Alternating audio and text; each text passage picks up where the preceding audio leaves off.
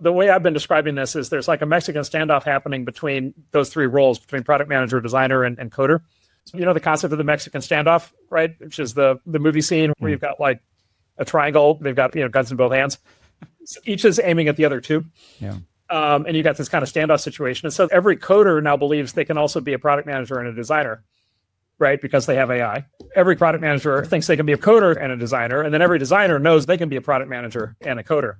Right. And so people in each of those roles now know or believe that with AI, they don't need the other two roles anymore. Right. They're actually all kind of correct, I think. Right. Which is AI is actually a pretty good, it's actually now a really good coder. It's actually now a really good designer. And it's also a really good product manager. Right. It's actually good at doing all three of those things, or at least doing a lot of the tasks involved in those three jobs. I can't get that concept, that picture out of my head ever since on Lenny's podcast, he interviewed Mark Andreessen. This idea of the Mexican standoff between roles on a software team. AI is really disrupting what each role thinks they should be doing. Software devs, designers, product people, but also sales people, customer success, CEOs, founders. Everybody's recalibrating. And one thing that worries me is they seem to be recalibrating around this sentiment that Kent Beck expressed, which is, I've been reluctant to try AI, but today I got over that reluctance. Now I understand why I was reluctant. The value of 90% of my skills just dropped to $0, but the leverage of my remaining 10% went up 1,000. I need to recalibrate. This kind of rationalization makes sense when we've watched how decades of our expertise and experience have been theoretically replaced by AI and LLMs and Claude Code. But my worry is that now everybody is going to be going after this mythical 10% where all the leverage is, and it might get crowded.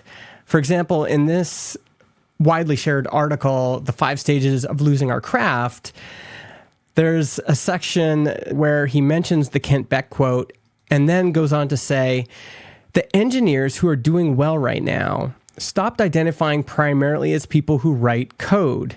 They started identifying as people who solve problems and provide value to users. Code is one of the tools they use to do that. They got comfortable directing the work instead of doing the work. I think that's a great aspiration. But again, in this Mexican standoff between roles on a software team, isn't every role going to be trying to do this? Solve problems, provide value to users. In the short term, I think this is going to be incredibly disruptive to teams as this kind of jockeying for place happens.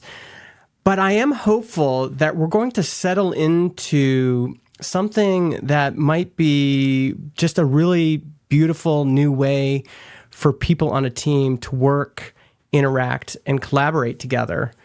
For example, here's something I thought of, which is maybe product people and designers and engineers could form these small two-person teams where they're essentially pair programming using tools like Claude Code together, where the product manager, for example, maybe is coming to the table with a clear sense of what the user wants, why they want it, what kind of experience we need to deliver to the user. And with the engineer working side by side, they can drive the AI to produce software that really gets at what the user wants, but is also reliable and secure and safe and performant. And together as a two-person team, maybe they can achieve far more than a 10-person team or a 20-person team.